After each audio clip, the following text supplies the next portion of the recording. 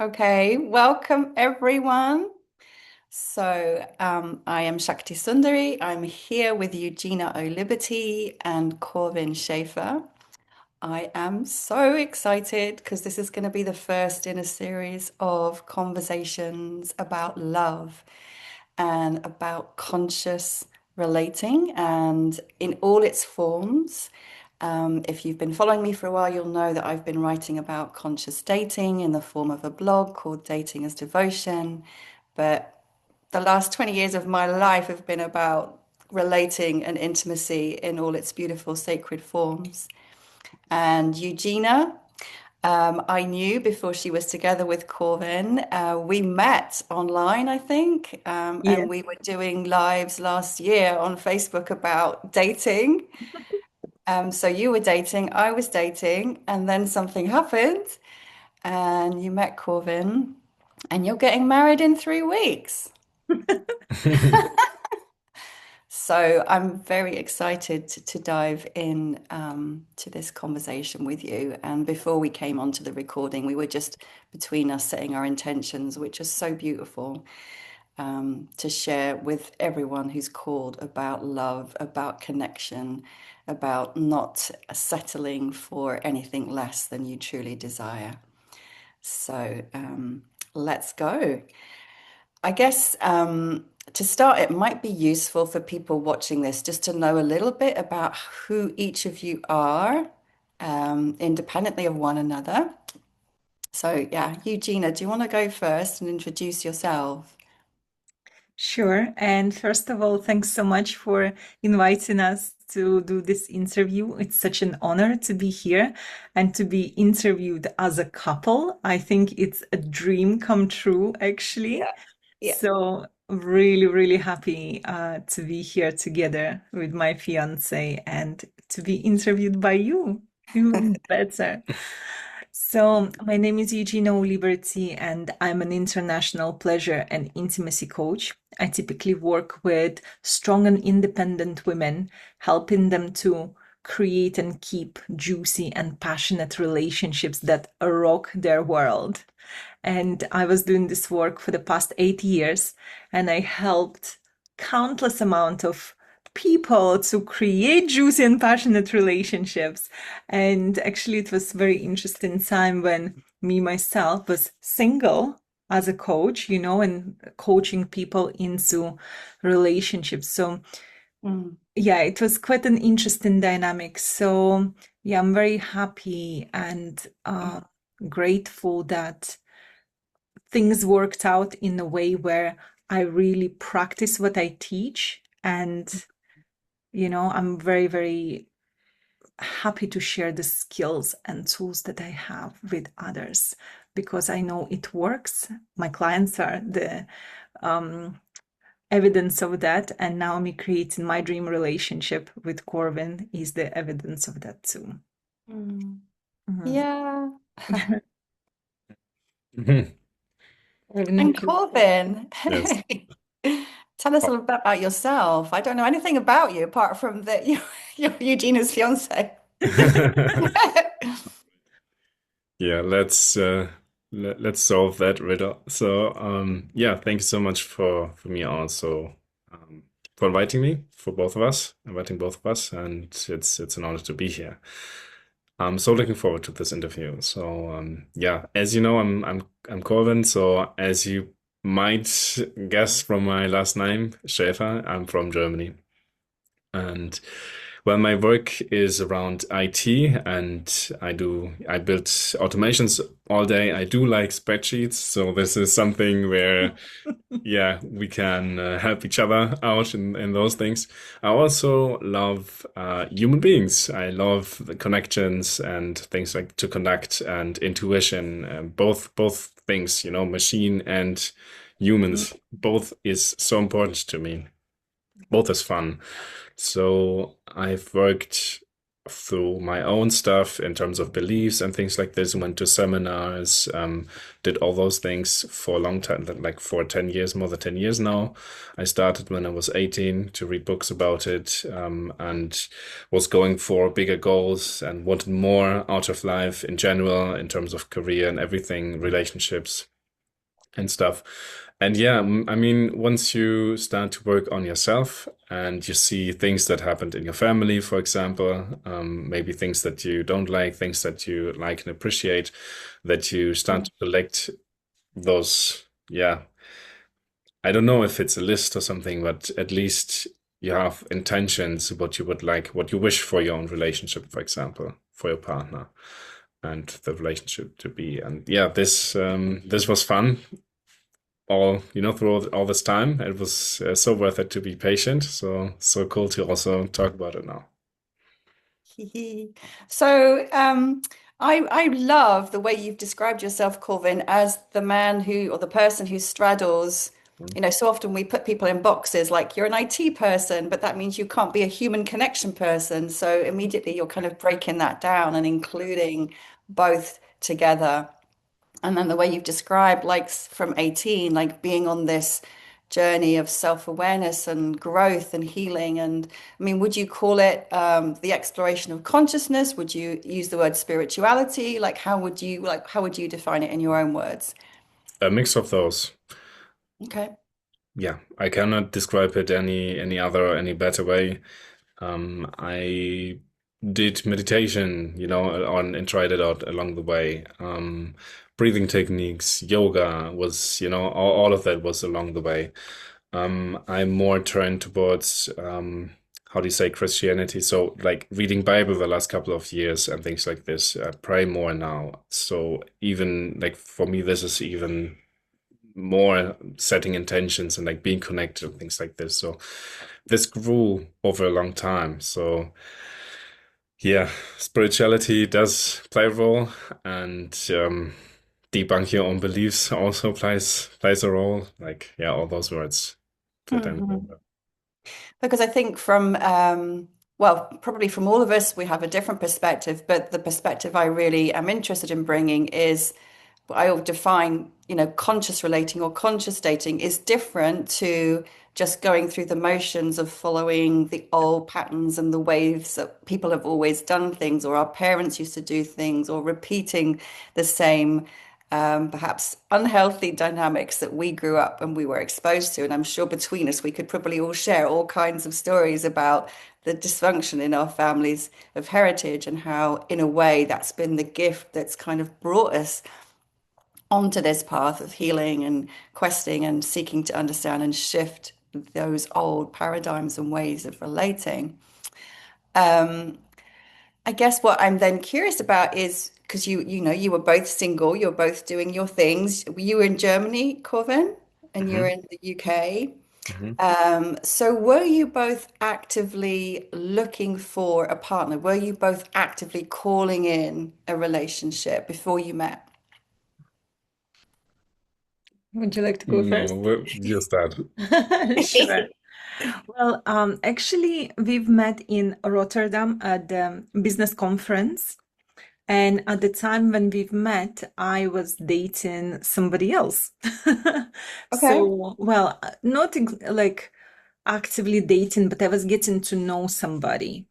sure. And as you know, I was dating, open for relationships, but I always had a dream to have a family.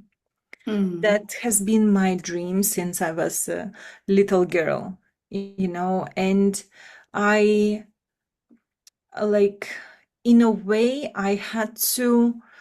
Um, there was a time when I thought to myself, well, it hasn't happened yet, and like, I can't deny that it hasn't happened, that's the fact. And I thought to myself, maybe it will never happen. So if it hasn't happened yet, maybe it will never happen. So how can I be okay if it will never happen? So Right. I have made, like, I didn't take away my dream because it's still there. The dream of having a family, to have kids, to get married is still there. But I equally had to be okay if it never happens for me. So I just made a conscious decision to live my best life regardless. I Yeah. just gave myself a promise that no matter what, I will live a fulfilling life. I will do what makes me happy. I will go after my dreams. I will be healthy. I will look after myself even better than I did before. And Mhm. I gave myself a promise that, whatever happens, I will have to be okay with that. Yeah. And this was when I met the other guy, and we started having conversations and we started getting to know each other. And he was great and wonderful. Um, and then actually the night before I met Corvin, not night before, but before that seminar when we met with Corvin, I actually sat down, and in the evening before the seminar, I wrote down all of my desires, and part of those desires have been the way I want to be loved.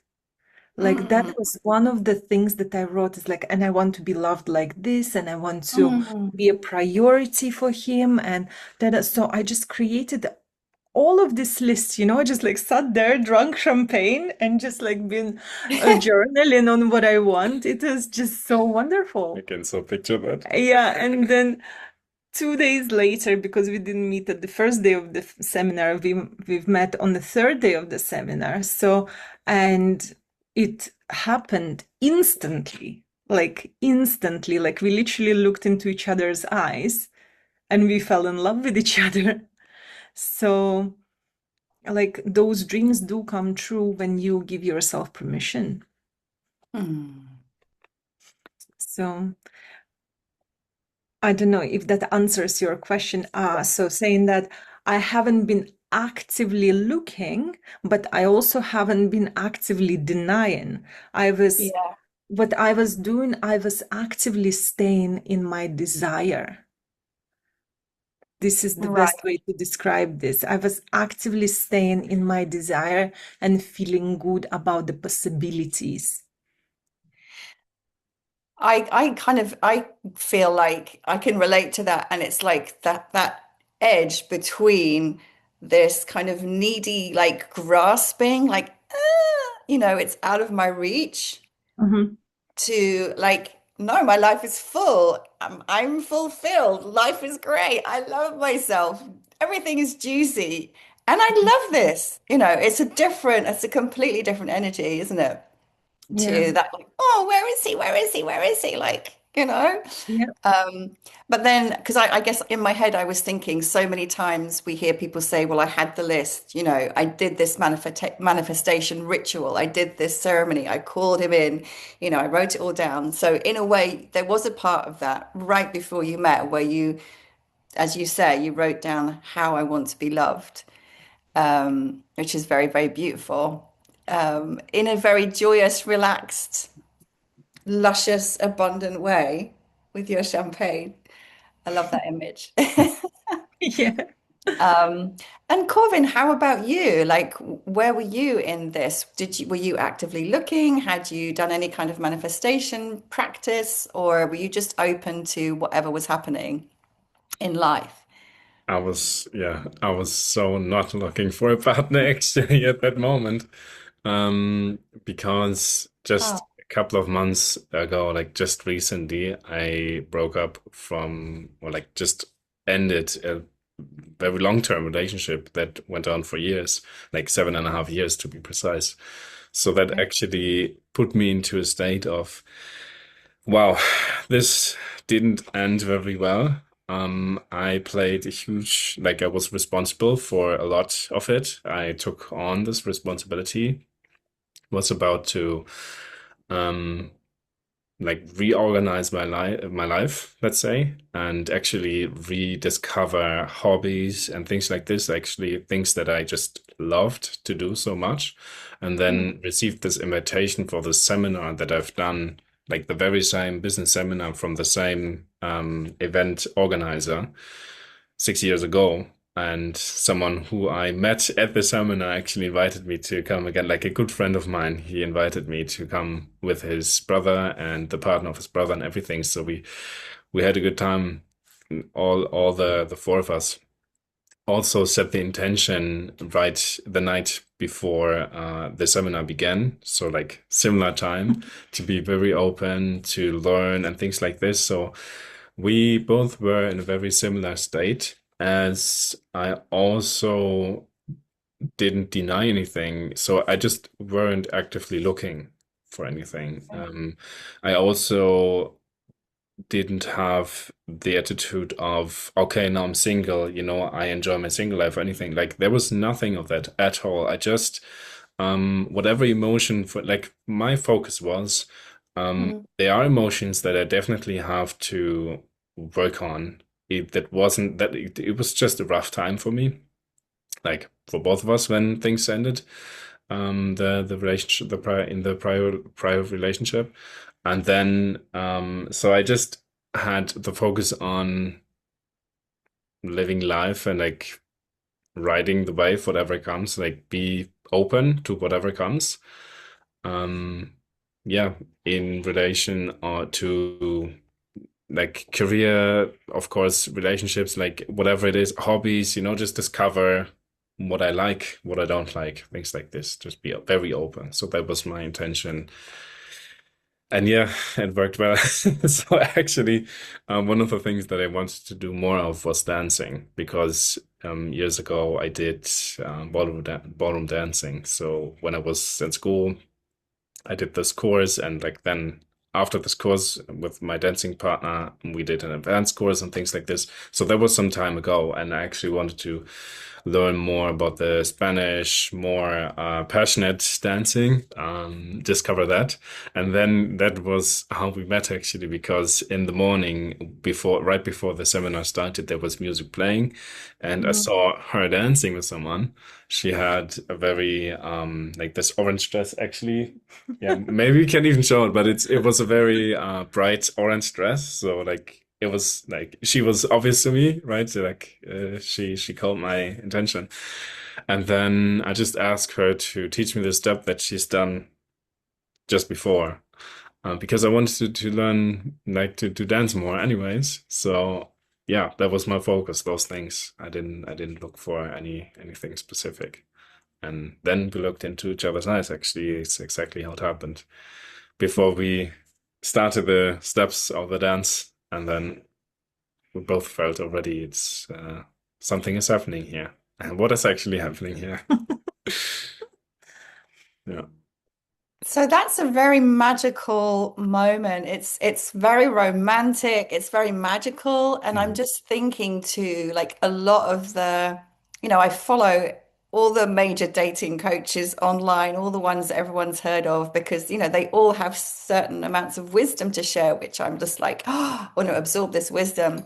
And I think every one of them would say, like, it's just not real when you have those moments of like instant falling into, well, I don't even want to use the falling, actually, instant like sense of love or heart opening together. So I love that you're just contradicting that in your own story and your own words. Can you both describe in your own words, like what that moment was like what you were experiencing?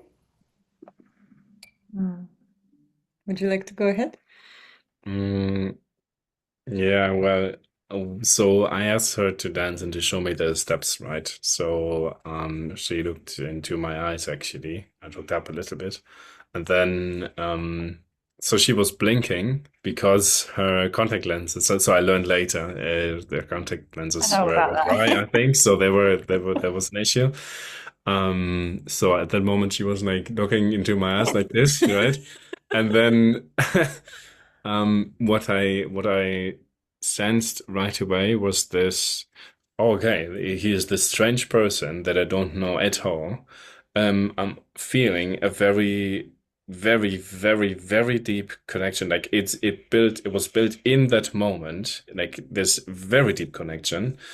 And I was wondering, okay, what is even happening here? And at the same time, I thought, okay, I'm going with it right now. Like I chose this moment. It's wonderful the way it is. It is even it's the connection is even so deep that it's uncomfortable. And at the same time, I was like, okay, I'm sticking to it. It's actually, it's new. It's very new, and at the same time, it's beautiful. So Mm. let's see what happens. So again, Mm. there was no intention of anything at all. Just the okay, let's go with it. What is happening here? Let's discover. And yeah, that's how it was for me. And then we did a couple of steps. The steps were very simple, actually. I was surprised how simple the steps of the actual dance were. And then we sat down. A couple of like the chairs that we both chose were very nearby, and we both didn't know that actually we chose that chair right next to each other. We didn't know, so that happened by accident, right? So we sat down and actually suddenly sat next to each other also, because then the seminar started. And the funny thing that then happened was, we were sitting next to each other, and we were both like, touching each other's arms. And so accidentally I dropped my pen once, like I don't know, half an hour later, maybe an hour later into the seminar. And then so I leaned forward to grab the pen, and she was leaning with me, so we would touch each other's arms still. We wouldn't break connection. Yeah, yeah. So yeah, this Like, connection was so beautiful from the very get-go and undeniable. Mm. So mm, yeah, that's how it all started. thank you. Um, Eugenia, of course, I want to hear what it was like for you as well. Sure. Well, for me well, first of all, he invited me for a dance, and I was like, oh, okay, well, he has, you know, courage and confidence to do that, which was great. And when we looked into each other's eyes, I had this sensation that something was like happening. And I was like, I'm in a room with 650 people. I've been here for 3 days. I made connections, but I haven't experienced this level of connection with somebody. I was like, was those connections even real? Yeah. Is this real? Like, what is happening? I was like, there were so many thoughts happening. And then Corvin looked into my eyes and he said, oh, you have a beautiful green, kind eyes. And in that moment, this energy that I was like feeling inside in my heart and everywhere, it just started falling through me and just like exploded in my womb.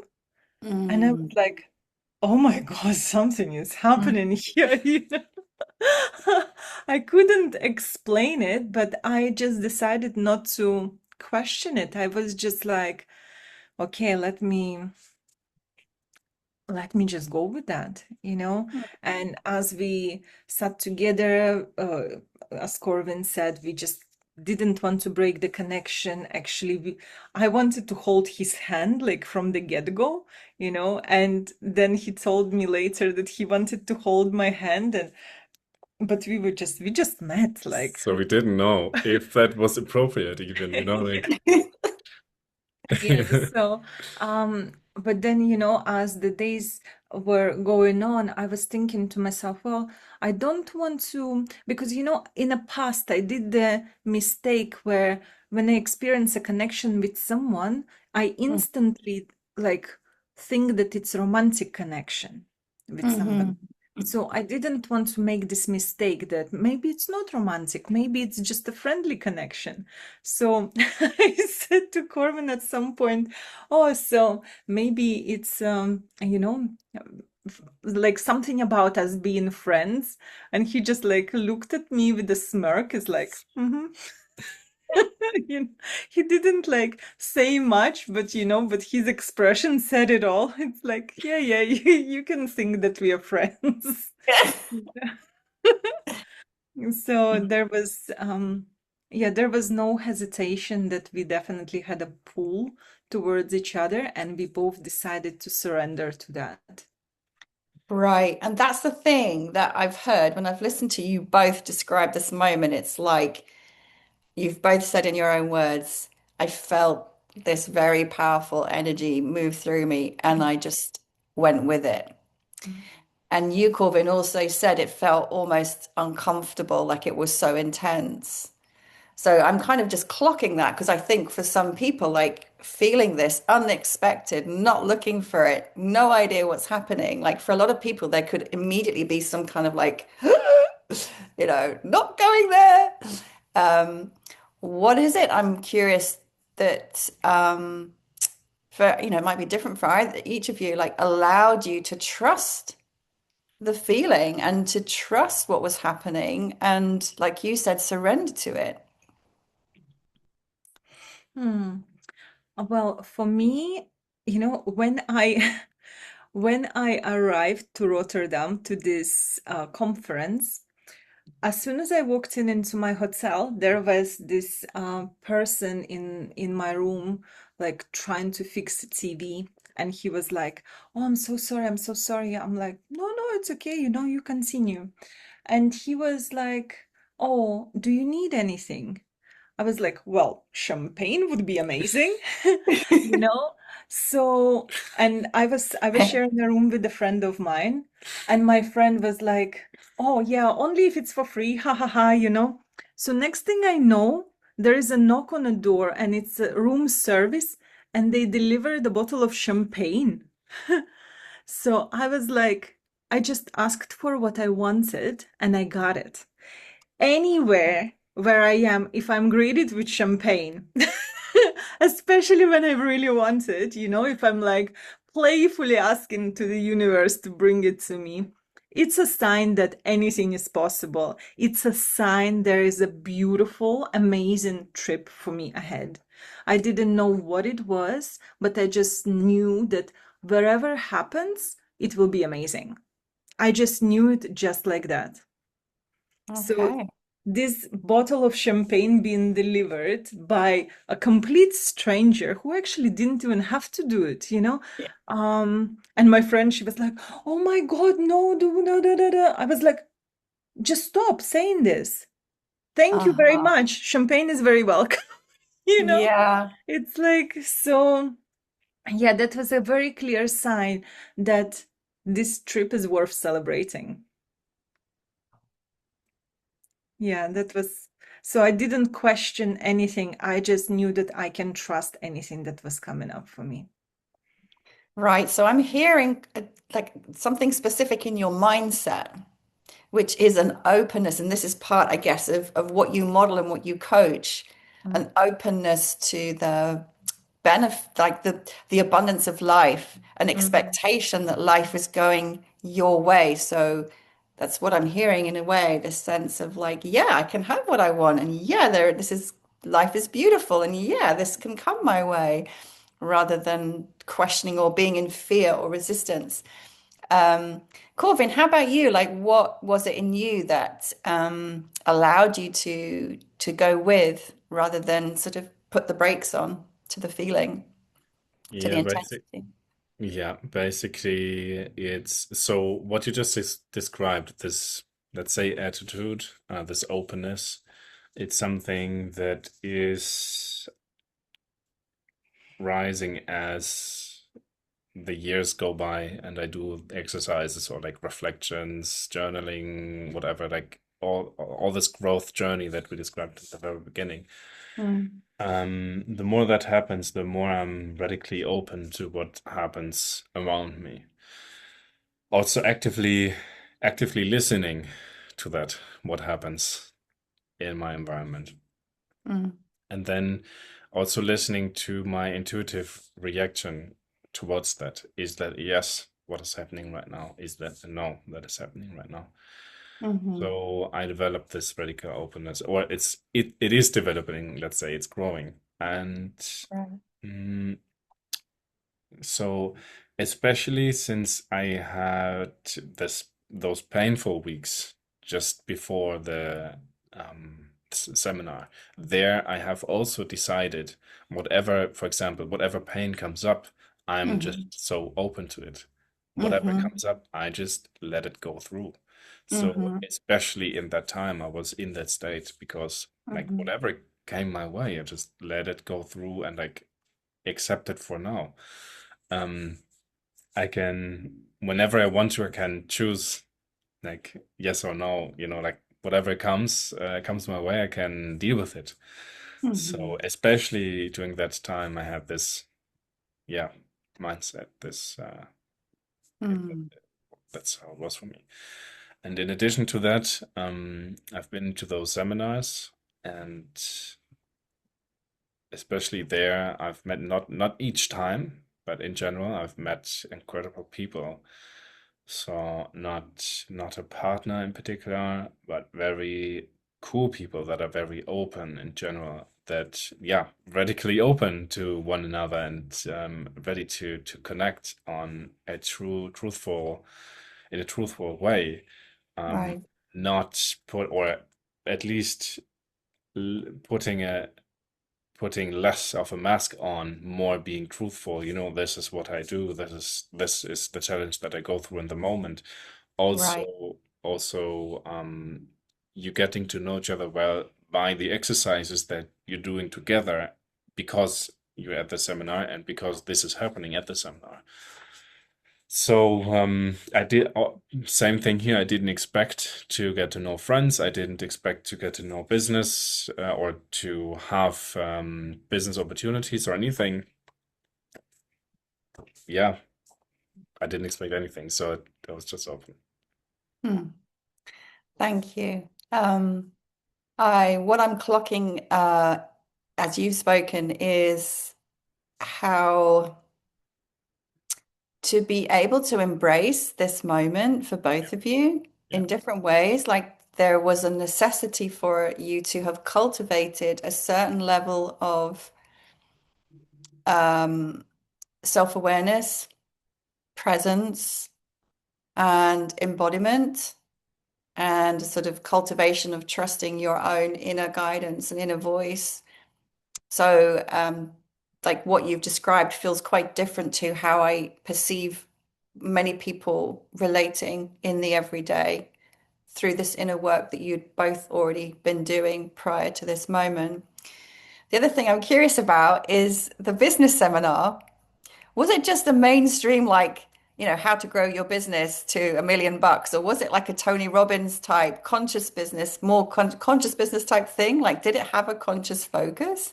Just curious because of the kinds of people who were in the environment. yeah, a mix of both actually. So it was about like strict business methodologies that you can use in all sorts of areas of business, like sales, marketing, whatever it is, fulfillment, operations, even AI, automation, things like this was like all of that was has been topics that we went through, and the self-conscious part also plays a huge role. Whatever business you're doing, you're taking yourself in this business, and so yourself and your personal level of let's say capacity to conduct a whole business is something, yeah, that you need to work on it as well. So it's a mix of both. Very good mix. Great, thank you. Just because I'm curious, like maybe I need to go to one of these seminars. Um, But also, what you're describing is a field of authenticity and a field, again, of self-awareness in terms of people being willing to show up without so much of a mask. So that was kind of setting the context of, Yeah, the people that you're hanging out with. it's So, especially sorry to interrupt here. Especially this side of myself has always been very much appreciated there. So that was so cool to actually cultivate and start this way of showing up. mhm. That's where it's started for me actually, to be drastically open and showing myself and like not putting a mask on. Right. Yeah, as you would experience it in how it goes in corporate life sometimes, right? To Exactly. yeah, Exactly. Yeah, yeah, yeah. So, yeah, this is really music to my own ears as well to hear this level of authenticity and radical honesty yeah. um, in the field. So, okay, so this magic moment has happened, Mhm. right? Something's happened. Like, what happens next? Like, what happens next? Shall I? Sure, go ahead. Well, basically, um, so the very next thing that happened that day, it was the third day of the seminar, right? And it's been 4 days in total. So it was the Saturday. So at night, I lay down in bed, and we had this shared apartment, my friends and me. And so I was just lying down in bed. Also finished some reflections of the day, finished some exercises that I didn't finish of that day and stuff like this. So then I finally went to bed, lied down, and was thinking of her. So suddenly I was thinking of Regina and noticed, well, what's happening? Those are very clear symptoms of I'm fucking missing her right now. Like we just got to know today what is happening here. So this is how it continued. Mhm. Then on Sunday, um, like let's next how do you say speed forward to Next day. yeah, basically after the seminar ended. So we then had some time to meet Sunday night, and then on Monday it was clear. So I'm flying home now. She was staying in Rotterdam until Tuesday, and then uh, well, yeah, she was staying there. I was going home on Monday, and then in the evening I was home and still thinking of her. Actually, I expected to never see each other again because she's living in a different country, everything. So to me, this whole thing to continue or like actually start a relationship, there was again, I didn't expect anything prior to the seminar. I was not looking for a partner, so everything, yeah. Well, we said goodbye on Monday, and I thought we're not never gonna see again. This is at least what I expected. So then I was home, of course, still thinking about her. Everything was very magic. So, So I thought, when you what said are we gonna? goodbye, did you not did you not say, shall we stay in touch? I want to see you again. It was just like, this is goodbye. So it was kind of clear that we're staying in touch somehow, in some way. And to me, like I thought. I think we We didn't prob question it. yeah, we didn't do much Mm, about it. We okay. didn't We we didn't didn't. set up a contract about how we're staying in touch or anything. We just didn't do anything about Yeah, it. we just. Said goodbye. I think we just like every time that we spent together, we just spent together in the moment. Yeah. We Mm, didn't dwell on things like how it will be, what it will be what will be next. We just like we really enjoyed being together and staying present with each other in the moment. And mhm. so there was no conversation about how we will be in touch, how will this work, if this gonna work. Like because I think we just been focusing very much on enjoying each other. Yeah, and the connection. So Mm. we just went. So how it started was we went with what was happening. It was like both of us were a little overwhelmed still. Like we went with it. Then it continues just like exactly in that way. And Mm. then again, how it changed was so I arrived home on Monday. Then in the evening, on Monday night, at Monday night, we called. So she was sitting in the hotel lobby, enjoying an Aperol Spritz, just as we did on Sunday night. And so we FaceTimed. Of course, we were missing each other and everything. So we called, and then I started to ask like, if anything, would you be open to have like a monogamous relationship actually? Like I was thinking about it in a very serious manner that at that moment already. Still, I knew it was very crazy to even ask that question. To me, it was out of any box to ask that question on Monday night after we met on Saturday. Especially my situation and everything. Like there was no box for this. And Right. there was no argument if this would make sense in any mind at that moment. Mm. So still, I was open to that because both of us are very intuitive, and when we have this very straight yes Mhm. inside of us, then Mhm. like, could that be an option?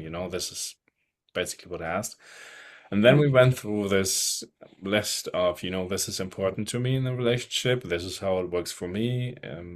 We exchanged thoughts about all of this. And then basically, I mean, to me, it was more of a hypothetical conversation. It wasn't like, okay, let's decide it now. And then she was like, okay, well, then we're together now.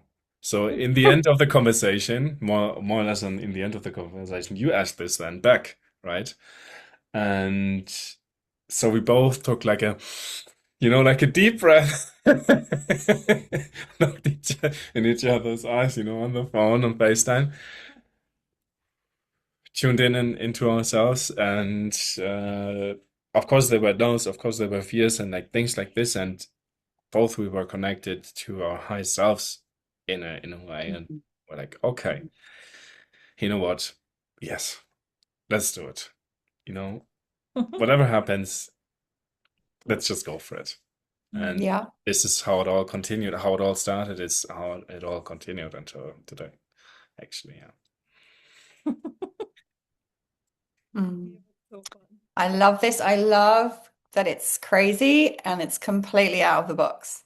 Love that. And Yeah. like the courage for me, I'm like, wow, that's courageous to just name those things. And I don't know if did you say I'm missing you? Like, did you speak that out loud? Yeah, we said those things. I think I told him that I love him, like when, Yeah. um, yeah, on Monday when he was on the way home. But the night before, when on Sunday we've met after our seminar have finished and everything, we already been together and like in a close proximity with each other. And I already said it's like this feels like love. Hmm. Feels like love. It's like there is no denial that Yeah. this is so pure and this is so just soul nourishing. It's just so wonderful. Hmm. And the next day, I've sent him a message when he left, and of course, I was thinking about him during the day, and I sent him a message that I love you. Hmm. And I never do this kind of things. I'm like, like it's so like, but there was no hesitation because I knew that he's going to receive my love exactly how it is. And I remember the day that when he left, I went for lunch with my friend, and I was just telling her, like, I think I will have to stop seeing the guy that have been getting to know. I think that is just it's irrelevant right now. I don't think I can continue seeing him or getting to know him. It's like I think my life will never be the same again now. Hmm. And sure thing that we kind of discussed the relationship and we discussed what's important for us and how we envision our lives moving forward. And it was a clear yes for both of us. So actually, next thing, Corvin flew me out to Germany to meet his family, like literally in 5 days after we've met, after we separated.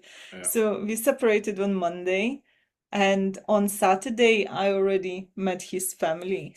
So Wow. basically, on Saturday we got to know each other Mhm. at the seminar, and then next Saturday she flew over, which was also so courageous, and at the same, like, also so crazy to fly her in and everything.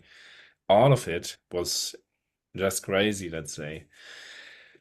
Neither of us couldn't really believe it, and at the same time, it was so clear that yes, we want this. It's Mm. wonderful. we're not Hmm. starting. Yeah. Um, Gosh, so many different directions I could go right now with the questioning. All right, so I have to ask this one. Do either of you frame it in this way, or have you ever thought about it? Because I know people use these terms of like soulmate or sacred union or even twin flames. These are different words or definitions people use when things like this happen. Do either of you frame it in that way, or is that just irrelevant? It's just love. Mm. Well, I do say sometimes that he's my soulmate. I don't um, like label our connection mainly with this label. However, I do feel that Corvin is my soulmate. Mm. Yeah. Mm. So we basically are sensing symptoms of some of those friends, I guess, some of those names, how you would call, maybe how others would call it. Like we don't put our focus on that. We don't name it like this. It like Yeah. in particular. So and yes, it feels like a thing like this, and especially like when we continue to get to know each other, because we're basically speeding up the whole getting to know each other process and the whole relationship. We're speeding it up like drastically. Yeah. Um, like everything is very clear, and at the same time we're getting to know each other. So it's like we feel we meant for each other. We feel we have to get married. We feel like everything is so clear, and we're staying like we're together for the rest to till the rest of our lives. And at the same time, we're getting to know each other. In different ways. So so all of that happened at the same time, Mm. and so yeah, Mm. I actually lost the point right now, but it will come back. It's about the soulmates. The soulmates, yeah. Mhm. Well, but yeah, basically, we felt so similar to each other that like it felt like we were soulmates and stuff like this. We just didn't talk about it. We were Yeah. just so similar in, for example, oh, you like this music as well. Oh, yeah, me too. Oh, you like dancing like this, or like, you like to go out to those kind of places as well. Oh, yeah, me Mm. too. Like things like this happens frequently. Oh, you like this kind of food? Yeah, me too. Like, yeah, So it's yeah, even to the point where we have the same thoughts at the same time. yeah, And Right. so, he's more of a doer, so he more like doing when the thought comes up, and I'm more like verbal speaking. expression. Yeah. So I would say what I think, and he's like, I was just thinking the same thing. It's like I was like, for example, thinking is like, oh, can you open the window? So I would say it's like he's like, can you wait for 10 seconds? I was just about to open the window. So it's like, Yeah. it's yeah, it's very interesting. And what is also quite interesting that we are quite empathic. So Hmm. I feel in my body other people. And Hmm. in the past, it has been very difficult for me because when I feel other people's energy, it's not necessarily like light energy. Like a lot of people carry a lot of heavy things with them. Hmm. And sometimes it's very hard for me to be around somebody. And Hmm. sure thing, I never thought in my entire life that I can be 24/7 with somebody and like be okay with that. Because I had this identity of strong and independent woman, like loving my freedom. Actually, freedom is one of my highest values in life. And over the sudden, I meet a man and I spend 24/7 with him. I feel what he feels what I feel, and Hmm. and we just like reflecting this to each other, and we sharing that with each other in a very healthy, kind way. Even when we have a differences in opinion, like for example, sometimes we would read Bible and we would discuss what's said there, and we're not always agree on things, or we not always have the same views. And having being able to have those discussions without like trying to shut each other out. It's like I'm right and you wrong, where actually we have the capacity to hear each other's point and agree. It's like, oh, okay, so here's where we are different. This is lovely. Mm. So and really acknowledge and respect that about each other. It's a very different way of relating. It's such a beautiful way of relating. So actually that leads me on to my next question, which is how you would define the way that you relate, how that might be different to how you've related before. Like, if are there particular tools that you need to bring in, or practices that you feel support your way of relating? Like, how is it different? Like, how is it a conscious relationship, or like, how does it, how do you put it into practice? What a beautiful question. So since the moment we started spending time together when he flew me to Germany, and we just been very honest with each other. And Hmm. we started practicing this, not exactly relationship meetings, although we do have relationship meetings, but every time and every day when there is some withholds from our part, we would just sit down and we share with each other. Like, for example, we would go to bed, and like, for example, if there's something happened during the day when I felt is like, oh, I didn't quite like that, I Hmm. wouldn't go to bed having that thing still playing on my mind. I Hmm. would turn to him and I would say, I have a withhold to share. So Hmm.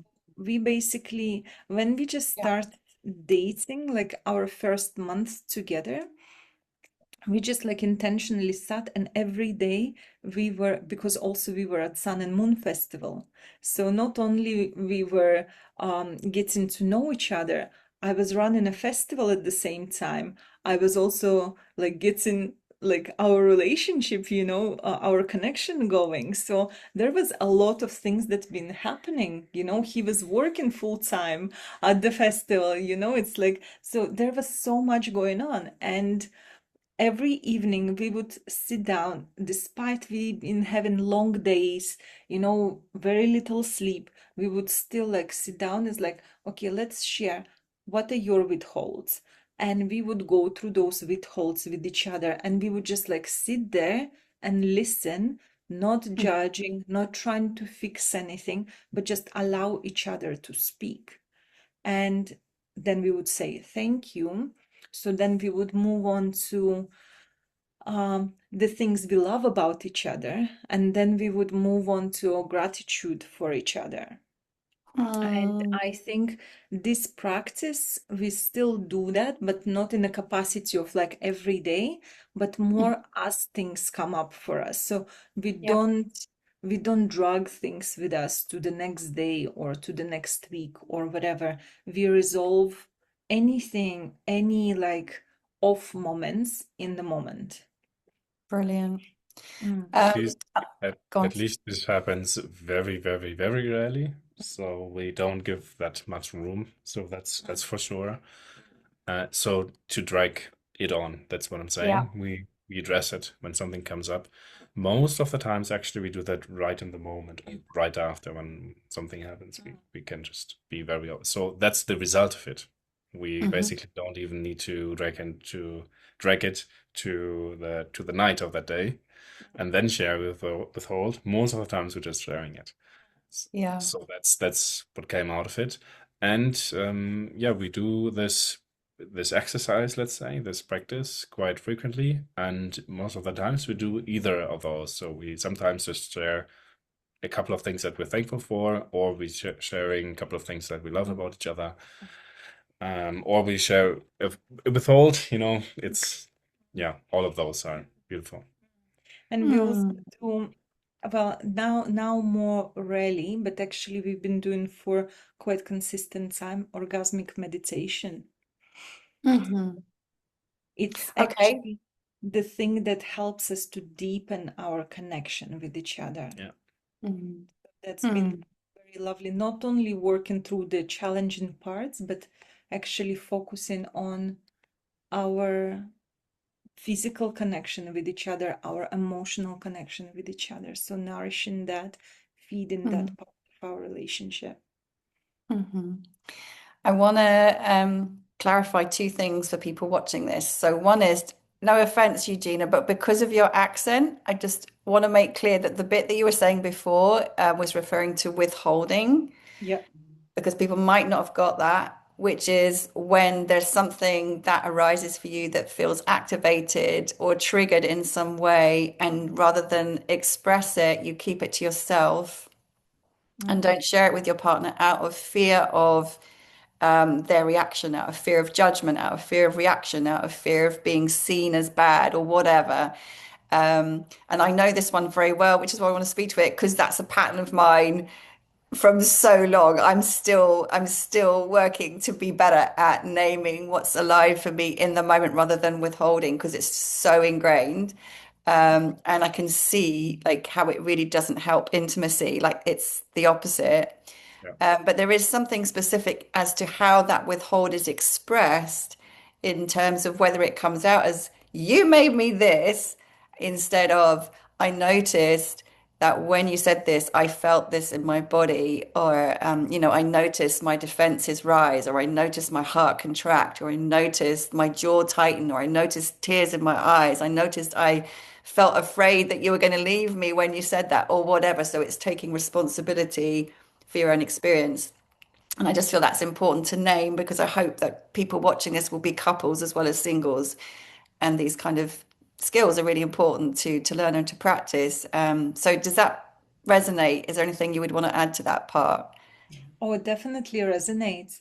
And would to say the least, in the beginning is so uncomfortable to be sharing those things. Yeah. The fear of being ridiculed, especially like if you come from, a history of toxic relationships where your feelings were not prioritized or undermined, or like not where you felt not important. I think that is in the first place, because sometimes the thing is really small. Mm. Sometimes the thing is so small that most people would like, oh, I just gonna like Yeah. not pay attention to it. And we consciously decided that there is no such thing as a small thing. Even Mm. if there is a small thing, like over time, if it's not taken care of, it becomes a big thing. And Mm-hmm. we don't want that to happen in our relationship. So we Mm-hmm. decided that even if there is a small thing that bothers us, we're gonna bring it to each other. And our agreement is to like always meet each other with consideration and kindness. Mm. And being kind to each other, especially in a heated moments, this means Mm. the world to me. Because Mm.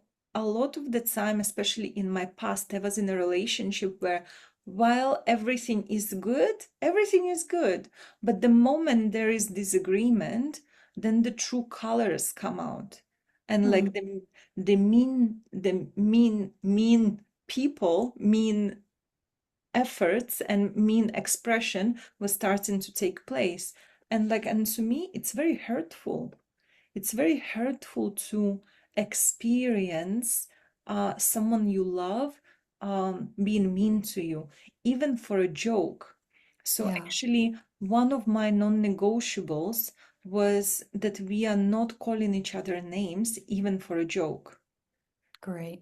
Yeah. So, because our subconscious mind doesn't know the difference whether it's real or not. So, anytime when there is a friction, if he gonna be calling me or I will be calling him, like some disrespectful name for a joke, when we Mm. have a friction, our Mm. subconscious mind gonna say, oh, they don't love you anyway, he doesn't love Mm. you anyway, Mm-hmm. he keeps calling you da da da da da, and this is how we can create anxiety in our minds, in our being. But when we are kind to each other, even in the moments of friction, we can really solidify our relationship, that we still love each other even in the disagreement. Yeah. Yeah. Beautiful. Yeah. Thank you. That's a really beautiful modeling, yeah, of kindness and mindfulness in relating. Um, the other thing that I wanted to clarify, again, because people might not know this, is the Om meditation. Um, so I'm assuming it is what I know it to be, which Yeah. is the practice, yeah, 15-minute. Yeah. Do you want to describe the practice and describe in brief like what the benefits are for both of you and how that facilitates your connection? Would you like to share? Hmm.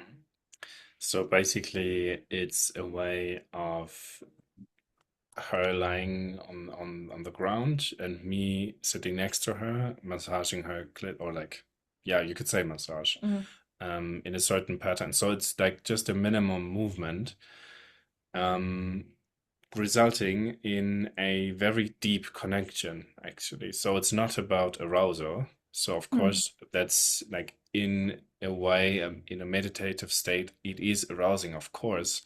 Also, Hmm. for me as a man, it's very nice to massage her clit. I mean, that is very obvious. And at the same time, what comes out of it is this very deep connection that goes beyond anything that I would have ever expected.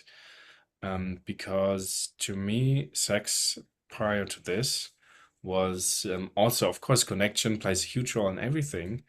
And Hmm. still, it's like when this becomes meditative, you just fly away together and connect in a very, very essential, deep way Hmm. that like I couldn't even describe it. It's huge.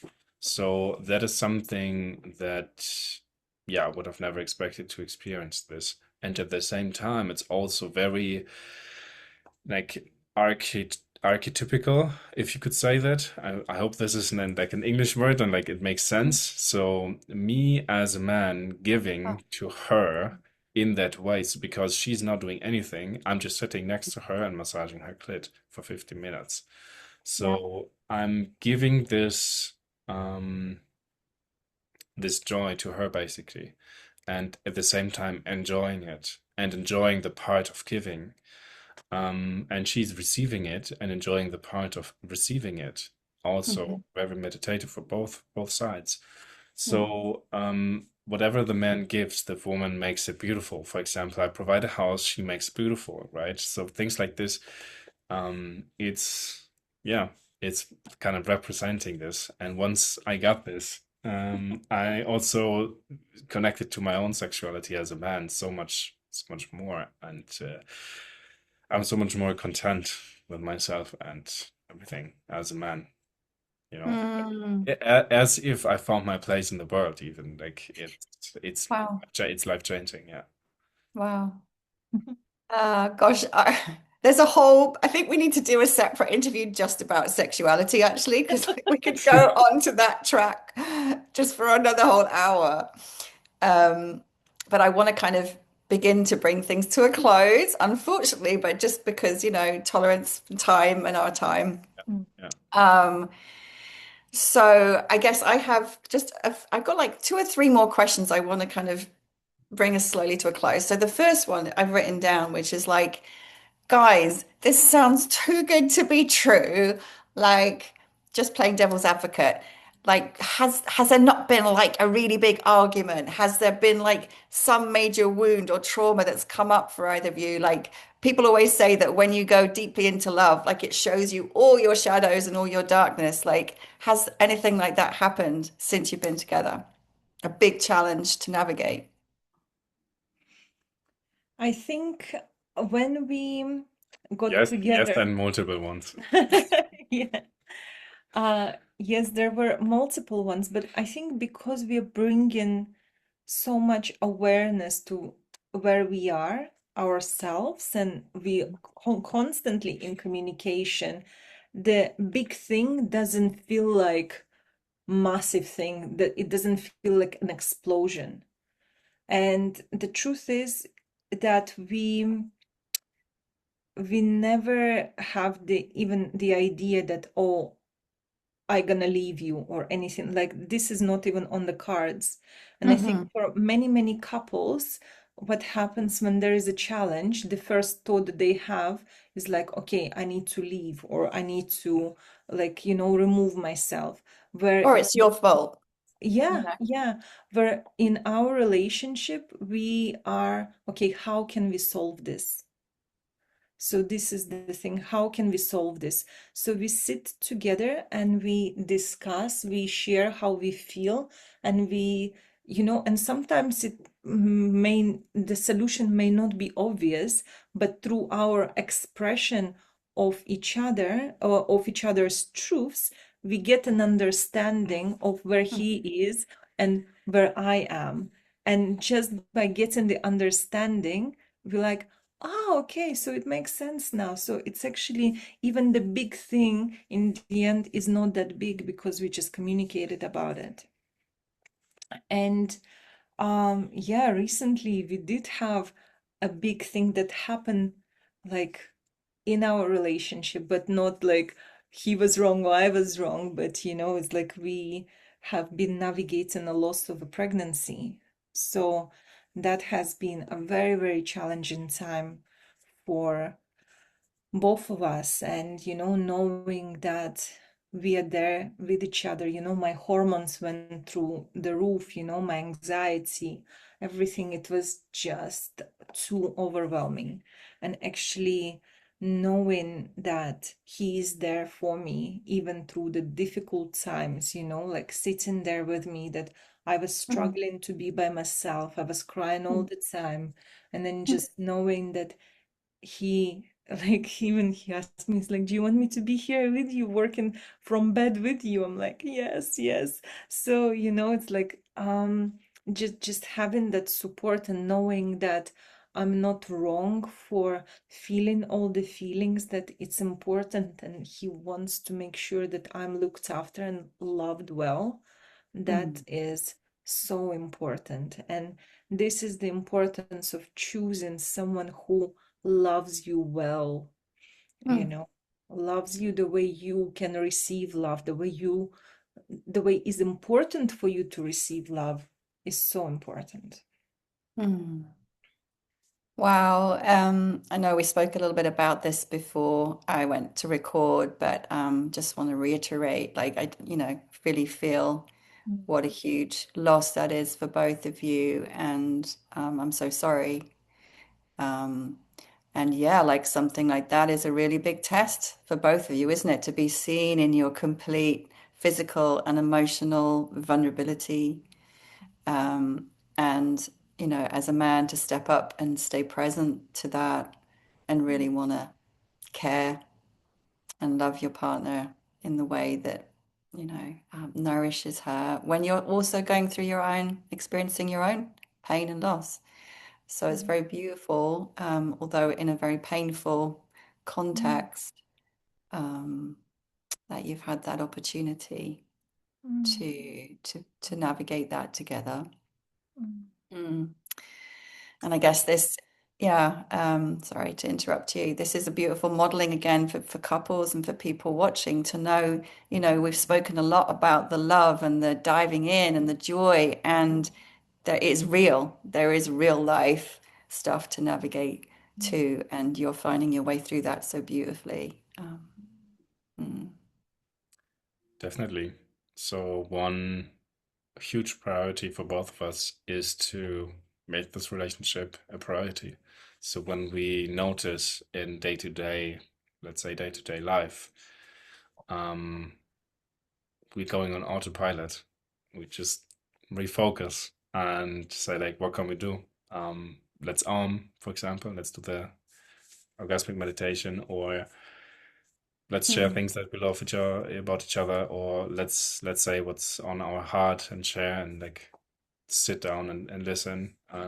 It can be simple just to have a big focus on this connection and to keep this up, keep this alive. And that doesn't mean that for example, that you have to have sex every day or something like this. It's more this connection itself to prioritize this. And with this challenge also, what was very interesting to experience and to see is that um, very quickly I realized and decided that there's basically nothing that I can actively do to help her with this because it's not my body that is going through all the emotional, like harmonic change and everything. And so basically, the only thing that I can do is to be present and to be there. Yeah. Uh, to be steady and like not give a shit about what is said or the emotions that come up. So to, to just be there, that was so interesting to experience that and to also decide that because of course there were things that I didn't like and at a certain moment maybe certain things that came up and at the same time I knew my job right now is to be present and to be there. So whatever happened that I didn't like, I can share later, right? So I will have the opportunity to share. I have this trust, anyways. I also have this trust that we will start a family. I do have this very strong sense, like it's just so present for me. So it Yeah. didn't for me. It was not like a very huge loss because I know it's happening anyways. Like whatever happens, this is what we're going to have. We will start a family. I'm very certain about that. Mm. So I brought this to the table, and it was so interesting to do that and to experience that actually with all of that. Yeah. Mm. Beautifully describing like one of the greatest gifts I think most women are gonna wish for from the masculine, which is presence, which sounds so simple, but can actually be really challenging when there's a lot of emotion and intensity coming your way or in the environment.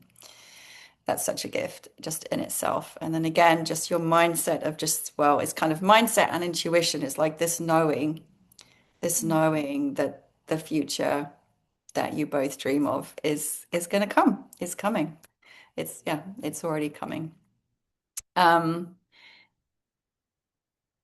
gosh, there's so many more things I would love to ask you.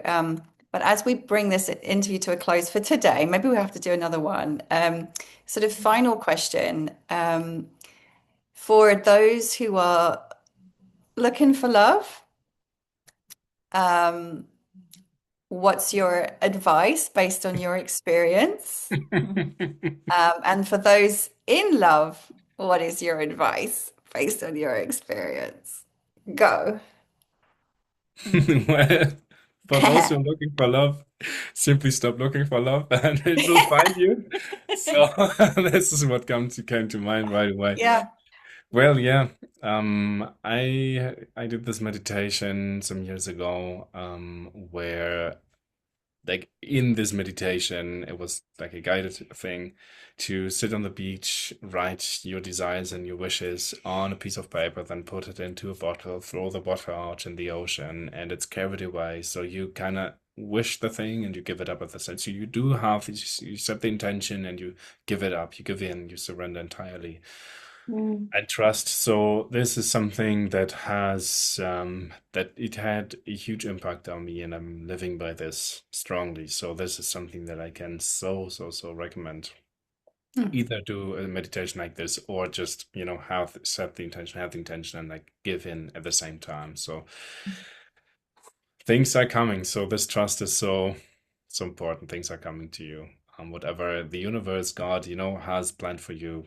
If it's the thing that you're wishing also, like things are coming together. It's that simple. Like simple. It's not easy, but yeah. And for those who are looking for love, what would you say? I would say communicate. Sorry. Yeah. No. That are in love. Yeah, Right. for those In who Sit love. love. in Yeah. love. Yeah. Yeah, I Okay. understood you. Hey, yeah. Yeah, I Yeah. knew what you meant. So for those who are in love and in a relationship, just keep communicating. Mm. Communicate, create the agreement that works for you. like what is important for you in the relationship. Don't be shy, even like if you have been in a long-term relationship and things may seem awkward, you know, don't be shy to say it's like, actually, I think it's time to create the agreement right now between us. Mm, We've been doing these things, and actually, I don't think they really benefit in our relationship. Like, let's create a fully functioning, healthy, loving relationship and just decide how you're gonna do it together, mhm. and just do it, and things may feel awkward in the beginning, maybe even scary, but just do it. And when you start in a relationship, it's a really good practice to agree straight away. It's like, how do Yeah. you see this relationship working? What is important for you? How do you want to handle things when we disagree with each other? And just have those agreements in place straight away. Yeah. Because, like, if one of you, like, in the past, I've been in a relationships when we would disagree, the other person would disappear and remove their communication. And Yeah. it's just like, it doesn't work. And Yeah. like being upfront with this, when you start and when you even dating somebody, it's like actually discussing those things straight away. It's like, Yeah. for me, communication is non-negotiable. If you cannot handle difficult conversations, then maybe we are not the right fit for each other. Right. If you are taking things personally when I'm trying to express my feelings and emotions about something that you have, created, or like you have contributed to in this situation, if you cannot handle the difficult conversation about finding a solution, maybe we are not the right match. And like being unapologetic about what is important for you. Mhm. Because when you like try to sacrifice, and it's like, oh, but maybe it just happened once, maybe it will work Yeah. out. It will not work out. Just address it. Yeah, address it. And if the standard of communication is not up, to the standard that is required for you being at ease in the relationship, then it's just simply not for you. Hmm.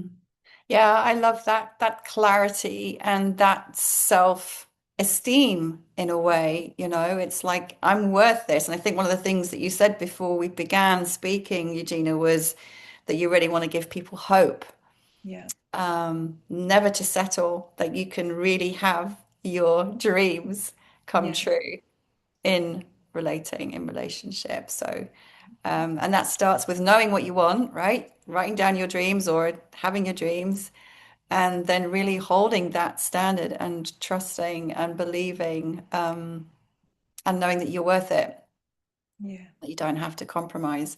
And I suppose also an ongoing commitment to learning more. Like it's not like we ever get to a point where, okay, well now I know how to do relating. Like I don't need to like learn any more stuff. Like there's always more, right? There's always more that we can go to yeah. together. Always. So, oh gosh, If possible, I would yeah, actually like to go add on, one little thing, please. which is we are human beings. We are creatures of habits. So Mm. when we ask for a certain change, for example, and it is all right for both sides, the change, then it's also like I invite everyone who's listening to embrace whatever comes up. So, for example, if I would ask her to not do a certain thing, what might be a habit of hers, Uh-huh. then if it happens again, I just ask kindly. So one thing, for example, was recently, to give an example, was if a change in her schedule happened and something that we agreed on, let's say in an hour we both have a meeting during that time, and then we're meeting downstairs, and let's say we're having lunch or something, or we're going out for coffee. And if this schedule that we just agreed on, like an hour ago, right? If this Yeah. happens to be changed for a little bit. Maybe another call comes in that is important, and the whole thing is moved for an additional hour. So we're meeting 2 hours later than we originally agreed, right? Yeah. If changes like this happen, I would like to be informed and, be in the loop, basically. So I asked her a couple of times, please keep me in the loop. Please update me if things like this happen. It didn't happen for a couple of times it happened that, what I asked her to do didn't happen. Mhm. And it is fine. She doesn't do that on purpose. I'm very sure. She loves me. I'm very sure. So I'm just kindly asking again. And if I need to kindly ask that 10 times, it's for me personally, yes, it can be challenging sometimes. And at the same time, you have to be clear about, those are like small things, and it's all right with human beings. I do this very same mistakes like it's many times. So I'm just so happy if you are patient, so and loving with Yeah. that. So Mm. yeah, give each other time. Yeah. Yeah, beautiful to kind of feel like we've incorporated right down to the nitty-gritty of everyday life and the reality of our very humanity and the things, we fuck up, we do things that trigger the other person sometimes. We're not always at our best. This is normal, and we don't need to be perfect to enjoy beautiful love. And we can also have what we desire. And like from everything you've shared, which has been so beautiful, and I think is going to inspire so many people. I'm so grateful that you've shared just a tiny part of your story and your approach and your philosophy and your being.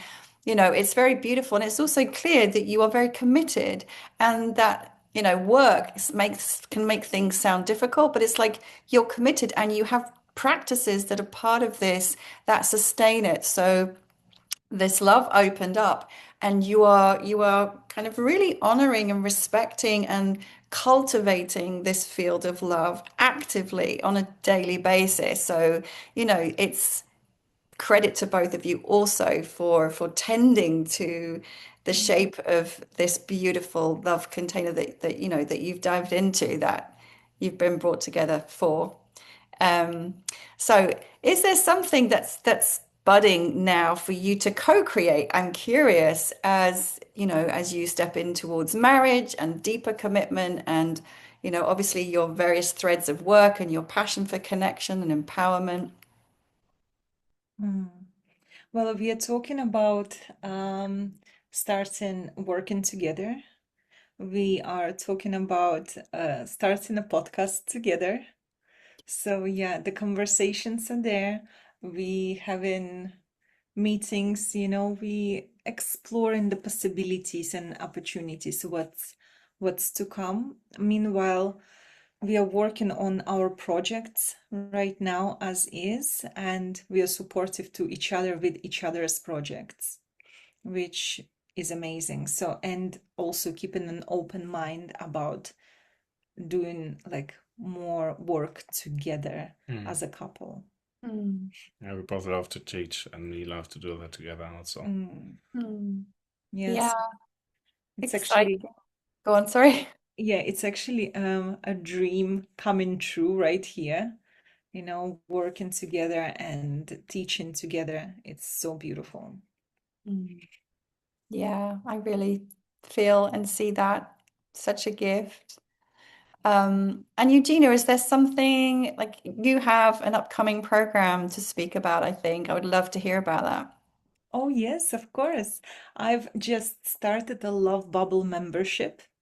Is the membership for women to come and really release the past baggage, the baggage of the past pains, the past um, ways of relating, and to upgrade the confidence. Especially a lot of women who I work with, they come from relationships where they have their confidence have been knocked, Mm, where they don't feel maybe worthy of what they want, but they maybe even feel stupid for wanting to be more feminine, for wanting to be desired.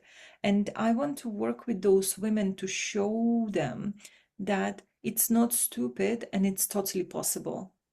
So Mm. actually, I have created a container where we meet in 3 times a month on Zoom calls, and we are exploring, and I'm coaching those women into the their own, like helping them to release everything what is not them, and like being enveloped in this love bubble, like literally being in this love bubble with me, where I show them how to create more love in the world, how to create more love for yourself, and how to Mm. share that unapologetically with the people that are worthy of your love. Mm. Wow, I can feel the bubble of love. Yeah, Oh, sounds so beautiful. What a beautiful invitation. And yeah, I'm sure many, many women will be drawn to join you in this. Mm. For those of you watching, I'll put the details underneath once I post this for how to find out about this. So don't worry. And now, somewhat regretfully, I've got to say thank you and goodbye. It's time to move on. I'm so, so, so, so grateful, so touched to both of you for the gift of your time, your gift of your sharing, your presence. It's like,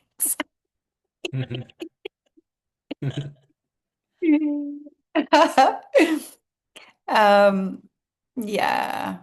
I just want to, it's, one of the hardest things has been like looking at the camera instead of looking at you the whole way through this. I've so wanted to be looking at you, but I want to maintain eye contact. So I've been looking at the camera instead of at this beautiful frame of these two gorgeous beings. Thank you. thank you. So, so much love, so many blessings. And to everyone watching, thank you so much for joining us. Mm.